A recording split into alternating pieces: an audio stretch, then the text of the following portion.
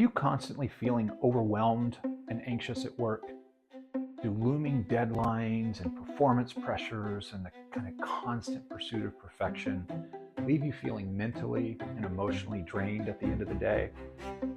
Well, in today's video, I'm going to share some strategies for managing workplace anxiety in a healthy and productive way.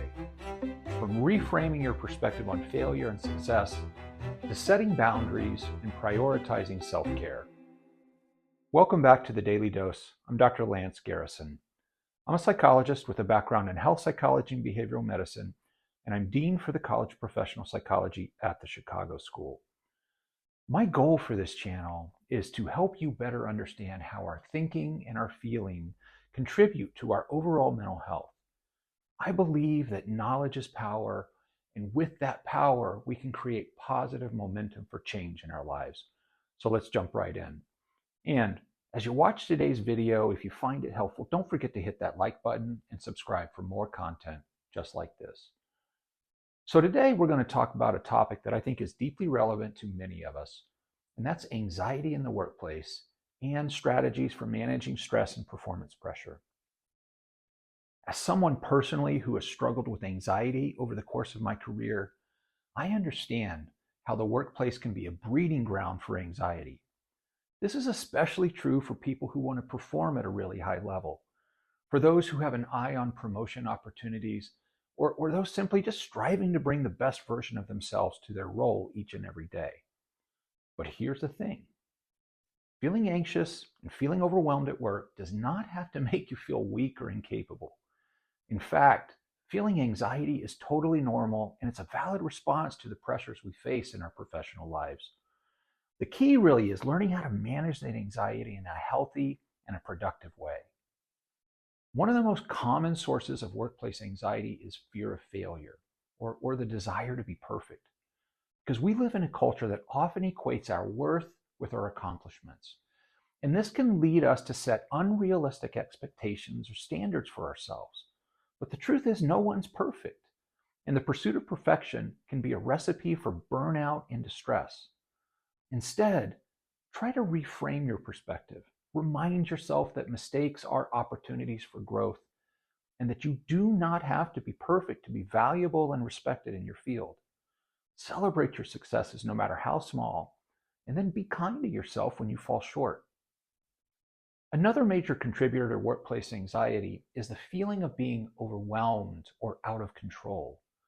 When we have too many tasks or responsibilities piling up, it can be easy to feel like we're just drowning in all of it. So in these moments, it's really crucial to prioritize and set boundaries.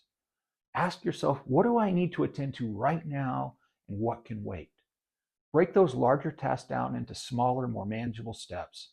And most importantly, do not be afraid to ask for help when you feel like you've reached your limit. And it's also very important to practice self-care in and out of the office. Taking time for activities that nourish your body and your mind, whether that's exercise, meditation, or just taking a walk or getting a cup of coffee. Because when we prioritize our well-being, we're better equipping ourselves to handle the stresses of work. And remember, you do not have to go it alone. Reach out for support from colleagues or mentors or a mental health professional, because talking through your challenges and your concerns can give you a fresh perspective and help you develop more effective strategies for coping. And finally, it's important to realize that anxiety in the workplace is not a personal failing. Sometimes these challenges in the workplace represent a systemic issue that requires some sort of cultural or organizational change. These types of challenges are often beyond the control of one person. So remember to keep your focus on what you can control. And if you have an opportunity to share in a constructive and solution-oriented way, feedback with your supervisor, that can be a great first step.